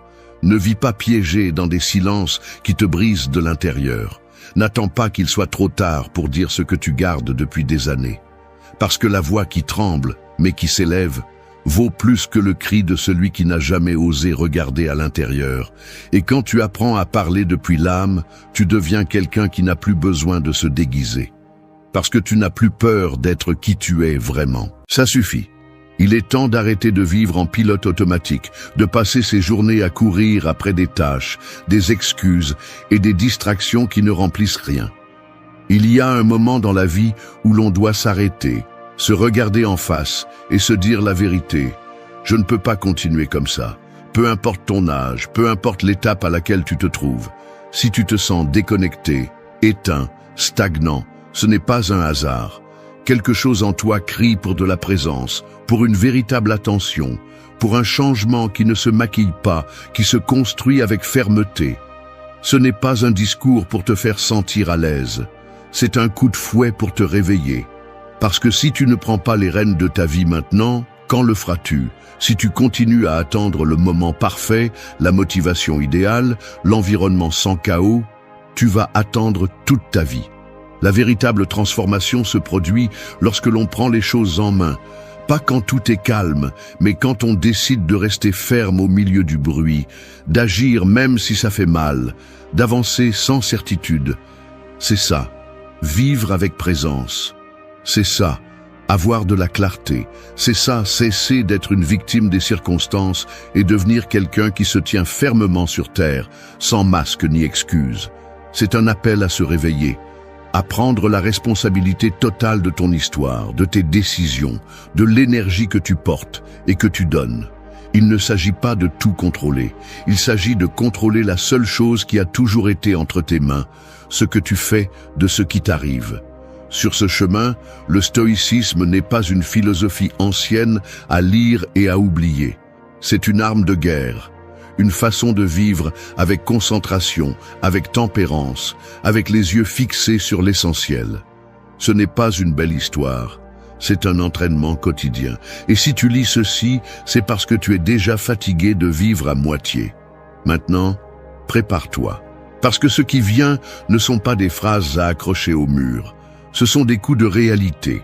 8 leçons qui ne te demanderont pas la permission d'entrer, mais qui, si tu les comprends, peuvent commencer à te redonner le pouvoir sur ta propre vie. 1. Enlève ton déguisement. Il y a des gens qui sont devenus experts en matière d'acting. Ils se lèvent tous les jours, s'habillent, se regardent dans le miroir, et sans y penser, ils mettent un déguisement. Ce n'est pas celui d'un clown, ni d'un super-héros, ni d'un monstre. C'est un déguisement beaucoup plus courant et beaucoup plus dangereux, celui qui va bien, de celui qui ne ressent rien, de celui qui sourit pour ne pas déranger, de celui qui dit ce qu'on attend de lui-même s'il est en train de s'effondrer à l'intérieur. Et le plus grave n'est pas que le monde ne le remarque pas. Le plus grave est qu'avec le temps, on finit par y croire. On commence à vivre à partir de ce personnage et on oublie qui on est vraiment. Enlever le déguisement n'est pas une jolie phrase, ni une idée romantique. C'est un acte de courage, parce que cela implique d'accepter que nous avons souvent menti, non pas aux autres, mais à nous-mêmes. Nous avons feint la sécurité alors que nous étions remplis de peur. Nous avons feint l'indifférence, alors qu'en réalité, nous souffrions jusqu'à l'âme. Nous avons prétendu être forts, alors que tout ce que nous voulions était simplement de nous rendre un moment. Et cela, vivre ainsi, fatigue, épuise, détruit lentement la connexion avec l'authenticité. Le stoïcisme ne te demande pas de devenir une roche sans émotion. Il te demande d'être brutalement honnête avec toi-même, d'avoir le courage de te voir tel que tu es et non pas comme tu aimerais paraître. Parce que ce n'est que lorsque tu arrêtes de jouer que tu peux commencer à agir avec intention. La différence est abyssale. Agir pour s'intégrer est une prison invisible. Agir avec intention est la liberté. Mais tu ne peux pas avoir les deux en même temps. Tu dois choisir. Et oui, au début ça fait peur. Enlever ton déguisement signifie que certains vont s'éloigner, que tu vas décevoir les attentes des autres, que tu découvriras peut-être même que tu as construit une partie de ta vie sur une fausse identité. Mais tu ne peux pas continuer à soutenir quelque chose que tu n'es pas juste pour te sentir accepté. Parce que cela te brise, cela te rend dépendant, cela te rend prisonnier d'une image qui ne te représente pas et qui ne te donnera jamais la paix. Il ne s'agit pas non plus de te dénuder émotionnellement devant tout le monde. Non. Il ne s'agit pas de crier tes vérités à tous les vents. Il s'agit d'avoir une clarté interne, de savoir qui tu es, ce que tu ressens, ce dont tu as besoin, ce qui te fait mal, ce qui te met en colère, ce qui te motive. Parce que ce n'est qu'ainsi que tu peux prendre des décisions à partir de ton centre et non pas de la confusion. Ce n'est qu'ainsi que tu peux construire des relations réelles, des limites saines, des objectifs qui en valent la peine. Si tu continues à te cacher, tout ce que tu obtiendras sera pour nourrir le personnage, pas toi. Enlever ton déguisement, c'est aussi reconnaître que tu n'as pas besoin de validation externe pour exister, que tu n'as rien à prouver à personne, que ta valeur ne dépend pas d'être fort tout le temps, ni d'avoir des réponses à tout, ni de maintenir une image impeccable. Parfois, la chose la plus puissante que tu peux faire est de dire « je ne sais pas, je ne peux pas, je ne veux pas continuer comme ça ». Ces phrases, loin de t'affaiblir, te rendent du pouvoir. Elles te connectent à ton humanité. Et c'est de là que commence le vrai changement. Tu n'es pas venu dans ce monde pour jouer un rôle. Tu es venu pour vivre avec présence. Et pour cela, la première étape est d'enlever ton déguisement. Il n'y a pas de véritable transformation sans exposition, sans inconfort, sans laisser derrière toi le masque que tu as porté pendant des années. Tu n'as pas besoin d'être parfait, tu as besoin d'être toi. Imparfait, mais conscient. Fatigué, mais éveillé. Fragile, mais engagé envers ta vérité. Et si cela dérange les autres, qu'il en soit ainsi. Parce que vivre avec présence ne consiste pas à plaire, mais à être en paix avec qui tu es vraiment. 2. Ferme les portes qui te volent de l'énergie. Imagine que ta vie est une maison, et chaque porte que tu laisses entr'ouverte est une fuite invisible par laquelle s'échappe ton énergie, ton attention, ta force vitale. Certaines portes sont ouvertes depuis des années, d'autres viennent tout juste de l'être, mais toutes ont quelque chose en commun. Elles te prennent plus qu'elles ne te donnent. Et le pire, c'est que souvent, tu ne t'en rends même pas compte. Tu es fatigué, sans motivation, tu as l'impression de tourner en rond, mais tu ne comprends pas pourquoi. La réponse est là, dans ces portes que tu as laissées ouvertes par peur, par habitude ou par confort. Fermer une porte n'est pas rejeter, ce n'est pas fuir, ce n'est pas mépriser. C'est reconnaître froidement ce qui n'apporte plus rien, ce qui pèse plus qu'il ne stimule, ce qui a emporté ton calme plus de fois qu'il ne l'a apporté. Il y a des personnes, des habitudes, des routines, des pensées et même des objectifs anciens qui avaient un sens à un moment donné, mais qui sont aujourd'hui devenus des fardeaux silencieux. Tu ne peux pas avancer avec force si tu as 20 entrées ouvertes par lesquelles ton attention se disperse. Tu dois choisir, car chaque fois que tu donnes de l'énergie à quelque chose qui ne mérite plus ta présence, tu la retires à ce qui compte vraiment. Le stoïcisme le dit clairement. Ce qui n'est pas sous ton contrôle ne mérite pas ton anxiété. Et cela inclut ceux qui n'apparaissent que pour soustraire, ces pensées qui se répètent comme un écho toxique, ces promesses que tu t'es faites et qui n'ont plus de connexion avec ce que tu es aujourd'hui. Il faut du courage pour fermer, parce que fermer implique d'accepter. Cela implique de regarder en face et de dire « cela ne me sert plus, cela ne me représente plus, cela ne me permet plus de grandir ». Mais beaucoup de gens ne ferment pas par peur de la solitude, par peur du vide qui reste quand une porte se ferme. Ce qu'ils ne savent pas, c'est que ce vide n'est pas l'ennemi. C'est l'espace nécessaire pour que quelque chose de nouveau, d'authentique, qui vibre avec ton présent, puisse entrer. Nous vivons tellement remplis de bruit, d'engagements que nous ne ressentons plus, de relations forcées, de routines mortes, que nous oublions combien il peut être libérateur de choisir à nouveau. Ferme la porte aux excuses que tu te répètes chaque semaine, à cette voix intérieure qui te convainc que plus tard sera le moment. Ferme la porte à cette relation qui n'existe que par inertie, à ce projet que tu as abandonné émotionnellement il y a des mois, mais que tu continues de traîner pour ne pas sentir que tu as échoué. Ferme la porte au besoin d'expliquer ton processus à celui qui ne le comprend pas. Ferme la porte à la culpabilité héritée, à l'obligation de toujours répondre, à la peur de décevoir en te priorisant. Il ne s'agit pas de vivre avec froideur, il s'agit de vivre avec concentration. Il s'agit de comprendre que ton énergie est limitée et que tu ne peux pas continuer à la disperser sur 1000 fronts sans direction. Être sélectif avec ce que tu permets dans ton esprit et dans ta vie n'est pas de l'égoïsme, c'est de la responsabilité. Et quand tu commences à fermer fermement ce qui ne te correspond plus, quelque chose s'active en toi. Une nouvelle force. Une clarté qui n'apparaît que lorsque tu arrêtes de porter l'inutile. Ferme sans trop t'expliquer. Ferme même si ta voix tremble. Ferme avec respect, mais aussi avec détermination. Parce que tu n'es pas venu pour gaspiller ton énergie sur ce qui te retient, tu es venu pour l'utiliser pour créer quelque chose de réel. Et cela ne commence que lorsque tu as le courage de fermer avec décision tout ce qui te draine, même si cela fait mal au début. 3. Ne t'explique plus. Il y a des cages qui ne sont pas faites de barreaux mais de mots. Des explications interminables, des justifications qui se traînent comme des chaînes, des tentatives désespérées d'être compris, acceptés, validés. C'est comme être piégé dans une salle d'interrogatoire invisible où l'on s'assoit chaque jour pour donner des raisons de comment on pense, de ce que l'on ressent, de ce que l'on choisit, de ce que l'on laisse derrière soi. Mais le plus absurde, c'est que personne ne t'a forcé à entrer là. C'est toi qui as appris à vivre en t'expliquant, comme si le simple fait d'être n'était pas suffisant.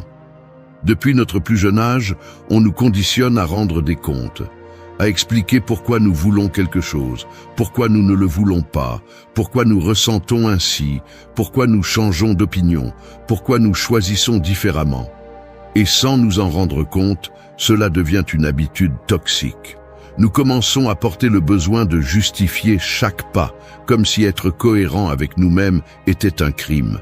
Et le pire, c'est que, même si tu t'expliques 1000 fois, ce ne sera jamais suffisant pour celui qui a déjà décidé de ne pas te comprendre.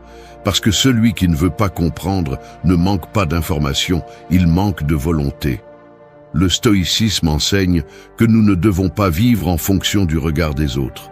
Tu n'as pas à demander la permission d'être qui tu es, ni à rédiger un discours chaque fois que quelque chose en toi change. La transformation personnelle est un processus silencieux, intime, profond. Ce n'est pas un spectacle pour que le reste applaudisse ou critique. Quand tu vis avec un but, tu te rends compte qu'il n'y a pas de temps à perdre à convaincre qui que ce soit.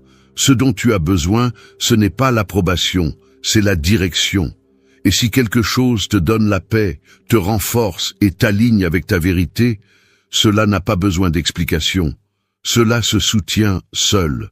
Bien sûr, il y aura ceux qui se fâcheront, ceux qui t'accuseront d'être froid, distant, égoïste. Mais souvent, cela n'est que le reflet de leur malaise face à ta fermeté. Parce que lorsque quelqu'un cesse de s'expliquer, il commence à déranger ceux qui se nourrissaient de ses doutes. Et c'est là que tu dois rester ferme. Parce que ta liberté vaut plus que n'importe quel jugement. Il ne s'agit pas non plus de couper tous les ponts, de devenir inaccessible ou arrogant. Il s'agit de cesser de négocier ton authenticité pour apaiser les insécurités des autres. Si tu dois expliquer tout ce que tu fais pour ne pas perdre d'affection, alors cette affection n'a jamais été réelle. Si tu dois justifier tes décisions encore et encore pour éviter les critiques, alors tu construis ta vie sur du sable. Il vaut mieux qu'on te remette en question de l'extérieur plutôt que de te trahir de l'intérieur. Ne t'explique plus pour dire non. Ne t'explique plus pour choisir le silence. Ne t'explique plus pour fermer des cycles qui ne t'apportaient plus rien. Ne t'explique plus pour prioriser ta santé mentale, pour vouloir la paix, pour changer de cap, pour rêver grand, pour t'éloigner du bruit, pour vouloir plus de la vie. Celui qui veut être là comprendra par les faits. Et celui qui ne veut pas comprendre ne le fera pas même avec un manuel complet. Parfois, le plus grand acte d'amour de soi est de dire peu et d'agir beaucoup. Parce que les explications prolongées épuisent, te font douter, te distraire de l'important. Ton énergie n'est pas pour convaincre quelqu'un de ton chemin. Elle est pour le parcourir avec fermeté. Alors libère-toi de cette prison de mots. Vis, décide, change, avance et laisse tes actes parler pour toi. 4. Déconnecte-toi pour revenir à toi. Nous sommes comme un chargeur branché toute la journée, connecté à plusieurs appareils en même temps. Réseaux sociaux, messages, courriels, actualités, problèmes des autres, opinions non sollicitées. Tout exige ton attention, tout crie, tout te tire. Et toi, au milieu de ce bruit constant, tu essaies de penser, de ressentir, de décider. Mais comment trouver la clarté si tu ne te déconnectes jamais du monde extérieur pour écouter le monde intérieur? Nous vivons tellement connectés que nous oublions que nous sommes aussi des êtres qui ont besoin de silence, de pause et d'espace pour se rappeler qui nous sommes vraiment quand personne ne nous regarde. Se déconnecter ne signifie pas disparaître ni abandonner les responsabilités, c'est revenir à soi. C'est éteindre pour un moment le bombardement constant de stimuli pour retrouver ton focus, ton énergie, ta voix. Parce que si tu vis en réagissant à ce qui se passe à l'extérieur, tu n'auras jamais le contrôle de ce qui se passe à l'intérieur. Et si tu ne te sens pas bien à l'intérieur, rien de ce que tu obtiens à l'extérieur n'aura de sens. Le stoïcisme parle beaucoup d'introspection, non pas comme un acte mystique, mais comme une pratique quotidienne. Un moment de réflexion, d'observation consciente. Marc Aurèle le disait clairement. La tranquillité vient quand tu arrêtes de regarder à l'extérieur et que tu commences à regarder à l'intérieur. Mais ce regard n'est possible que si tu te donnes la permission de te déconnecter, même pour un moment, de tout ce qui ne t'appartient pas. Parce que la majorité vit en mode automatique. Ils se lèvent, vérifient leur téléphone, se remplissent d'informations inutiles, se comparent, s'inquiètent de choses qu'ils ne peuvent pas contrôler, se frustrent, s'épuisent et retournent dormir avec l'esprit saturé. Ainsi passent les jours, sans même se demander si ce rythme a un sens, si cette façon de vivre les rapproche de quelque chose de réel ou les maintient simplement occupés pour ne pas penser. Se déconnecter est un acte de rébellion dans un monde qui veut te distraire. C'est t'asseoir avec toi-même sans avoir besoin de faire quoi que ce soit, juste être, ressentir, écouter ce qui se passe en toi. Et cela, au début, est inconfortable, parce que lorsque tu éteins le bruit, tout ce que tu as évité de ressentir apparaît. Mais c'est justement là que se trouve la clé. Tu ne peux pas guérir ce que tu n'oses pas affronter. Tu ne peux pas transformer ce que tu ne te permets pas d'observer avec sincérité. Et il n'est pas nécessaire de partir pour une montagne ou de disparaître de la carte. Il suffit de fixer des limites, de choisir des moments de la journée où le téléphone n'existe pas, où tu ne réponds pas à tout immédiatement, où tu ne t'exposes pas à tant de contenu inutile. Il suffit d'arrêter d'absorber des problèmes qui ne t'appartiennent pas, d'arrêter de vivre pour plaire, de lâcher cette addiction à être toujours disponible. Parce que personne ne peut être disponible pour les autres s'il n'est pas d'abord disponible pour lui-même. Déconnecte-toi pour revenir à toi, pour écouter ton intuition, pour te demander ce dont tu as vraiment besoin, pour reconsidérer où tu vas. Parce que lorsque tu te déconnectes du bruit, tu ne t'isoles pas, tu te reconnectes. Et c'est dans cet espace de pause que les vraies réponses se produisent. Les décisions deviennent plus fermes, l'esprit plus clair, l'énergie plus concentrée. Tu ne peux pas être maître de ta vie si tu es captif de stimuli qui ne te laissent pas penser. Alors déconnecte-toi. Non pas par mode, non pas par évasion, mais pour la santé mentale, pour la force intérieure, par respect pour toi. Éteins le bruit pour que la direction revienne. Ferme l'excès de portes externes pour que la tienne s'ouvre. Parce que seul celui qui apprend à être avec lui-même, vraiment, est capable de marcher en toute sécurité vers n'importe où. 5. Fais un audit de ta vie. Imagine que ta vie est une entreprise. Chaque pensée est un investissement, chaque décision est une dépense, chaque habitude est un employé et chaque relation est un partenariat. Maintenant, imagine que tu ne vérifies jamais les bilans, que tu n'as aucune idée de l'énergie que tu perds, ni des domaines qui continuent à fonctionner par inertie sans apporter quoi que ce soit. Imagine que tu continues à embaucher des habitudes nuisibles, à maintenir des contrats émotionnels toxiques et à financer des projets déjà en faillite. C'est exactement ce qui se passe lorsque tu vis sans faire un audit personnel. Tout semble fonctionner à l'extérieur, mais à l'intérieur, il y a des fuites, du chaos, du désordre déguisé en stabilité. Faire un audit n'est pas s'asseoir et se juger durement, c'est s'asseoir calmement et voir les choses telles qu'elles sont. C'est se regarder sans excuse, sans fioriture, sans le filtre de l'auto-justification. Où dépenses-tu ton énergie? Quelles habitudes nourris-tu chaque jour? Quelles pensées se répètent et te sabotent? Quelle personne as-tu près de toi et comment affecte-t-elle ton équilibre? À quoi dis-tu oui sans te demander si tu le veux vraiment? Combien de ta vie actuelle est en accord avec qui tu es et combien répond à des attentes que tu ne reconnais même plus? Les stoïciens pratiquaient l'auto-évaluation constante. À la fin de la journée, ils réfléchissaient à leurs actions, leurs erreurs, leurs réussites et utilisaient cette analyse non pas pour se punir, mais pour affiner leur caractère. Parce que tu ne peux pas améliorer ce que tu n'es pas prêt à revoir. Tu ne peux pas avancer avec direction si tu ne sais pas d'où tu pars. Et la vérité est que la plupart des gens ne veulent pas se regarder avec honnêteté parce que ça fait mal. Ça fait mal d'accepter que tu as investi du temps dans ce qui ne te mène nulle part. Ça fait mal de reconnaître que tu as maintenu des liens par peur d'être seul. Ça fait mal de voir que tu as construit des habitudes qui sabotent ta paix. Mais ce malaise est le point de départ d'un véritable changement. Auditer ta vie implique d'éliminer ce qui ne fonctionne plus. Cela implique de fermer des cycles, de faire des ajustements, de dire au revoir, de redéfinir ce que signifie le succès pour toi, de lâcher le besoin de suivre le scénario des autres. C'est prendre un carnet et noter crûment ce qui te nourrit, ce qui te stagne, ce qui te pousse, ce qui t'épuise. Et après cela, commencer à prendre des décisions plus conscientes. Il ne s'agit pas de tout changer d'un coup. Il s'agit de choisir chaque jour avec plus de clarté. Et voici le plus important. Tu ne peux pas déléguer cette tâche. Personne d'autre ne peut le faire pour toi. Personne d'autre ne sait ce que tu ressens en silence, ce dont tu rêves quand personne ne te voit, ce qui te fait mal, même si tu ne le dis pas. Cet audit est personnel, privé, direct. Tu n'as pas besoin de l'annoncer, tu as juste besoin de commencer. Et de le faire avec rigueur. Parce que ta vie n'est pas une expérience, c'est ta seule véritable opportunité de construire quelque chose qui en vaut la peine. De temps en temps, il faut s'arrêter et vérifier.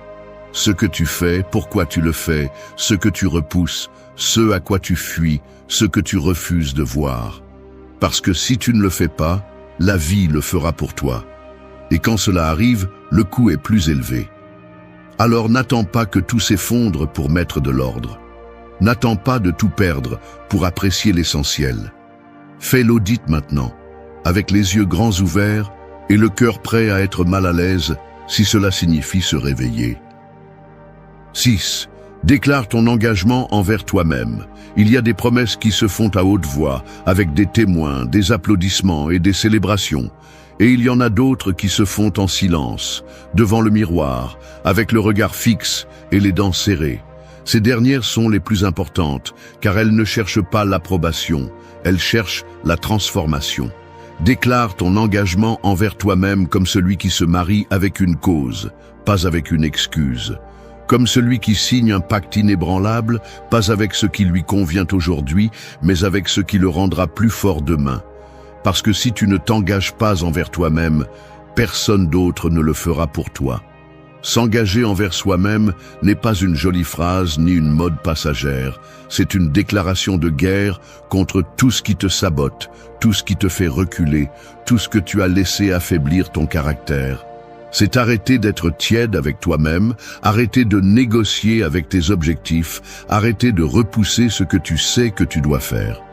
La discipline émotionnelle commence lorsque tu arrêtes de rompre les promesses que tu te fais en privé. Quand tu en as assez de tes propres excuses et que tu décides, une fois pour toutes, de rester ferme, même si personne ne t'applaudit. Les stoïciens ne parlaient pas de motivation, ils parlaient de devoir. Parce qu'ils savaient que la motivation est volatile, mais que l'engagement véritable est inébranlable. Et c'est ce que tu dois construire avec toi-même. Une relation où les accords ne sont pas rompus par caprice, où l'on n'abandonne pas le chemin chaque fois que la fatigue se fait sentir, où l'on ne trahit pas le progrès pour une gratification momentanée. Tu dois devenir quelqu'un qui se prend au sérieux, qui se respecte assez pour tenir ce qu'il promet, même quand personne ne regarde. S'engager envers soi-même, c'est arrêter de chercher des sauveurs, c'est assumer que personne ne viendra changer ta vie pour toi. Qu'il n'y a pas de solution magique, de personne parfaite, de coup de chance qui résout tout. C'est comprendre que si quelque chose doit changer, cela doit commencer par toi. Et pour que cela se produise, tu as besoin d'une décision radicale. Pas de celle qui dure une semaine, mais de celle qui résiste aux tempêtes. Et bien sûr, il y aura des jours où tout te semblera lourd, où tu n'auras pas envie, où tu auras l'impression de reculer. Mais l'engagement ne concerne pas le sentiment, il concerne le soutien. De rester debout même lorsque le corps tremble, même lorsque tout semble bouger. Parce que s'engager envers soi-même est un acte d'amour féroce, de loyauté absolue, de respect profond pour sa propre vie. Fais-le comme celui qui signe un contrat sacré, consciemment, sans te promettre la perfection, mais bien la présence. Sans exiger d'être invincible, mais bien courageux. Déclare que tu vas te choisir tous les jours, même quand ça fait mal, même quand c'est difficile, même quand tu ne vois pas de résultats immédiats. Parce que tu n'es pas ici pour vivre à moitié, pour passer inaperçu, pour te contenter du minimum. Tu es ici pour construire une version de toi qui soit digne d'admiration, non pas pour ce qu'elle réalise, mais pour la fermeté avec laquelle elle se tient. N'attends pas d'avoir plus de temps, plus de soutien, plus de conditions. Déclare-le maintenant. Déclare ton engagement envers toi-même avec la force de celui qui n'est plus disposé à vivre en pause. Et que chaque action, chaque mot, chaque décision soit la confirmation quotidienne de ce pacte. Parce que lorsque tu t'engages vraiment envers toi-même, le monde change. Non pas parce que tout s'arrange, mais parce que tu deviens capable de traverser n'importe quoi sans perdre le cap. 7. Tais ce qui ne mérite pas ta voix. Ta voix est comme une épée aiguisée. Elle n'est pas faite pour être brandie dans n'importe quelle direction, ni pour être usée dans des batailles qui n'en valent pas la peine. Elle est faite pour trancher le mensonge, pour ouvrir des chemins, pour protéger l'essentiel. Mais si tu utilises cette épée pour discuter avec des imbéciles, pour te justifier devant ceux qui ne te respectent pas, pour te défendre contre des attaques vides ou pour alimenter des conversations sans but, tu finiras avec la gorge sèche et l'âme épuisée. Il y a des choses qui ne méritent pas ta voix, non pas parce que tu es faible, mais parce que tu as appris à être plus fort sans crier. Se taire n'est pas se rendre, c'est choisir, c'est te rendre compte que tout ne mérite pas une réponse, que tout n'a pas besoin d'être corrigé, que tout ne vaut pas ton énergie. Dans un monde où tout le monde veut avoir le dernier mot, le véritable pouvoir réside dans celui qui sait quand se taire. Parce qu'il y a des silences qui ne sont pas de la soumission, mais de la stratégie. Il y a des silences qui ne viennent pas de la peur, mais de la clarté. Et quand tu apprends à garder ta voix pour ce qui compte vraiment, tout change. Le stoïcisme enseigne qu'on ne doit pas réagir à tout ce qui nous provoque, que la véritable maîtrise est de se gouverner soi-même et non d'essayer de contrôler les autres. Épictète disait que ce qui te touche n'est pas ce qu'on te dit, mais l'interprétation que tu en fais. Et si tu sais qu'une chose n'a pas de valeur, tu n'as pas besoin de le crier. Tu as juste besoin de t'en éloigner. Parce que quand tu donnes ta voix à l'insignifiant, tu le rends plus fort. Quand tu réponds avec colère à l'absurde, tu tombes juste dans le jeu que tu voulais éviter. Ce n'est pas facile. Nous sommes entourés de bruit. Les opinions des autres, les commentaires sans sens, les provocations bon marché, les jugements déguisés en conseils. Tout le monde veut donner son avis sur ta vie. Tout le monde pense avoir le droit de te dire ce que tu devrais faire, comment tu devrais te sentir, quand tu devrais parler. Mais tu n'es pas obligé de répondre à tout le monde. Tu n'es pas obligé d'expliquer chaque décision ni de justifier chaque silence. Tu as le droit de te taire. Tu as le droit de garder ton énergie pour ce qui construit, pour ce qui transforme, pour ce qui a du sens. Taire ce qui ne mérite pas ta voix est aussi un acte interne.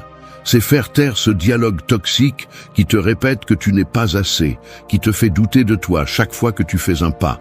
C'est arrêter de nourrir des pensées qui t'affaiblissent, de répéter des histoires qui n'ont plus de validité, de croire à cette partie de toi qui ne parle qu'à partir de la peur.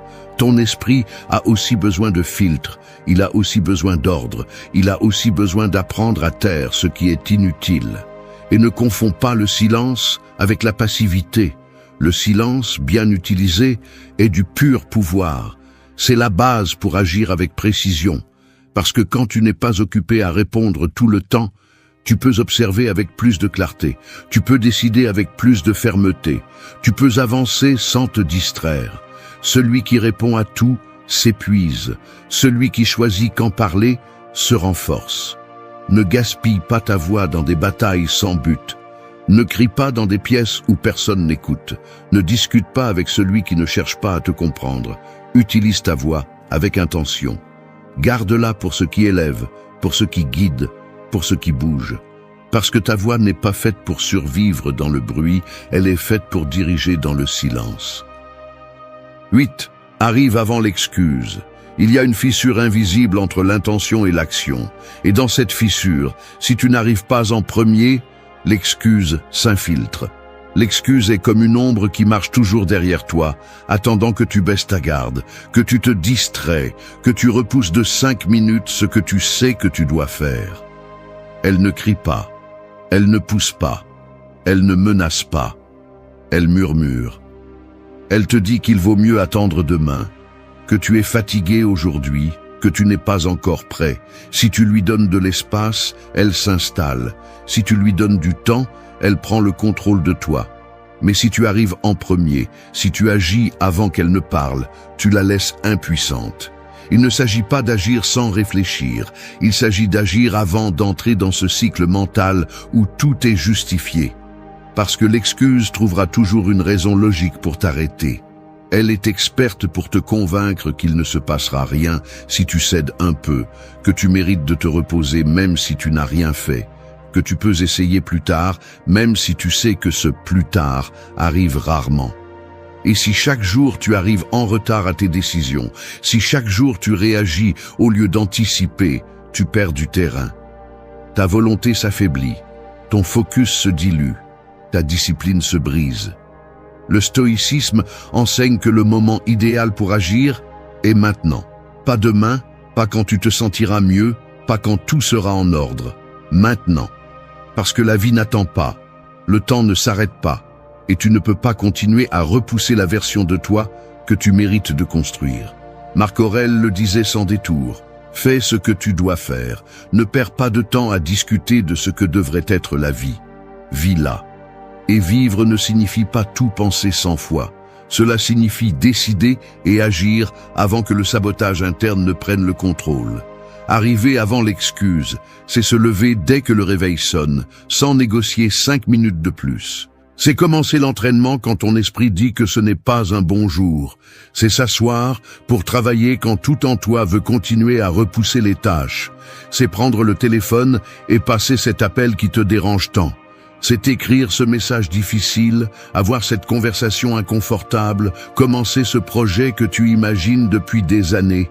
C'est arriver en premier, avec détermination, avec fermeté, avec l'état d'esprit de celui qui n'attend pas de se sentir prêt pour commencer. Parce que la vérité est que tu n'auras pas toujours envie, tu ne seras pas toujours motivé. Mais si tu attends toujours d'avoir le moral idéal, tu vas perdre des opportunités réelles. Les gens qui transforment leur vie ne sont pas ceux qui en font plus quand ils se sentent bien. Ce sont ceux qui agissent de la même manière quand ils se sentent mal. Ce sont ceux qui anticipent le sabotage. Ceux qui répondent avant que le doute ne s'installe. Ceux qui construisent l'habitude de décider sans tant de drame interne. Ne laisse pas l'excuse gagner du terrain. Ne te laisse pas convaincre par des mots doux. Ne laisse pas l'excuse prendre des décisions pour toi. S'il y a quelque chose que tu dois faire, fais-le. Ne pense pas trop. Ne tourne pas autour du pot. Arrive en premier. Parce que celui qui arrive en premier prend le contrôle, et celui qui prend le contrôle change son destin. Ta vie ne changera pas avec de belles intentions.